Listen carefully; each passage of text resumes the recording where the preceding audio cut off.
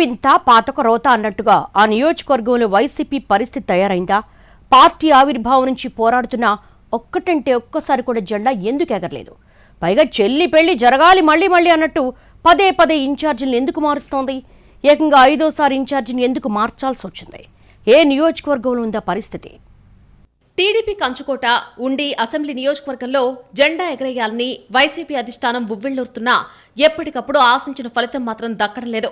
క్షేత్రస్థాయిలో పార్టీ బలంగా కనిపిస్తున్నా నడిపించే నాయకత్వ లోపమే దీనికి ప్రధాన కారణంగా తెలుస్తోంది. ప్రతిసారి చేతులు కాలేక ఆకులు పట్టుకున్నట్టుగా ఇన్ఛార్జీలను మారుస్తూ వస్తున్నారే తప్ప వాస్తవాలను తెలుసుకోవడంలో పార్టీ పెద్దలు ఫెయిల్ అవుతున్నారని వైసీపీ క్యాడరే అంటోంది.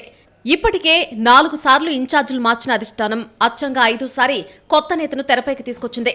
నిన్న మొన్నటి వరకు ఈ పదవిలో ఉన్న పీవీఎల్ నరసింహరాజు స్థానంలో యోగేంద్ర కుమార్ ఎలియాస్ బాబును నియమిస్తూ అధిష్టానం నిర్ణయం తీసుకుంది. 2019-24 ఎన్నికల్లో పోటీ చేసి ఓటమి పాలైన పీవీఎల్ నరసింహరాజు స్థానంలో ఉన్నపళంగా కొత్త నేత రావడంతో ఉండిలో వైసీపీకి కనీస మార్కులు వస్తాయా లేదా అనే చర్చ మొదలైంది. దాదాపు 10 ఏళ్ల పాటు ఇన్ఛార్జిగా ఉన్న నరసింహరాజు క్షేత్రస్థాయిలో పార్టీని బలోపేతం చేసే విషయంలో 100కి 200% ఫెయిల్ అయ్యారు అనేది వైసీపీ నేతల మాట.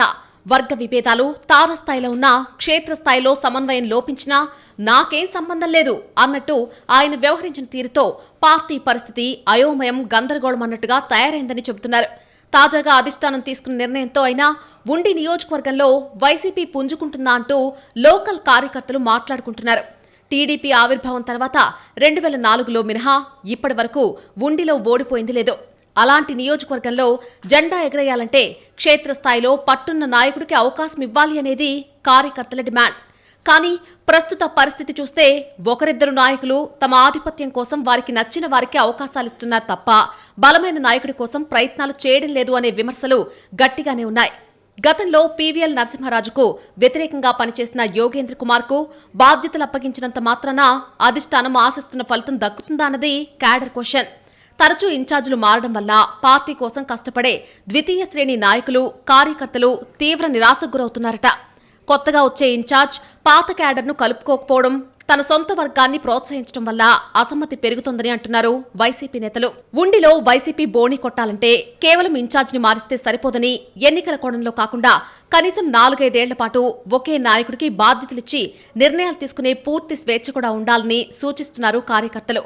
లోకల్ పాత కొత్త నాయకులను ఒకే వేదికపైకి తీసుకొచ్చి వర్గపోరును నివారిస్తే తప్ప అధిష్టానం ఆశిస్తున్న ఫలితం దక్కదనే అభిప్రాయం సైతం ఉంది. వాస్తవానికి ఉండి అసెంబ్లీ నియోజకవర్గంలో వైసీపీ బలంగానే ఉన్నప్పటికీ ఇన్ఛార్జీల వరుస మార్పుల వల్ల స్థిరత్వం లేకపోవడం ఓటమికి ప్రధాన కారణంగా విశ్లేషిస్తున్నారు. ప్రజా సమస్యలపై నిరంతరం పోరాటం చేసే నాయకులు లేక పార్టీ వెనుకబడిందని అంటున్నారు. ఆ రకంగా ఉండి నియోజకవర్గం వైసీపీ కొత్త ఇన్ఛార్జికి సవాలే అని చెబుతున్నారు.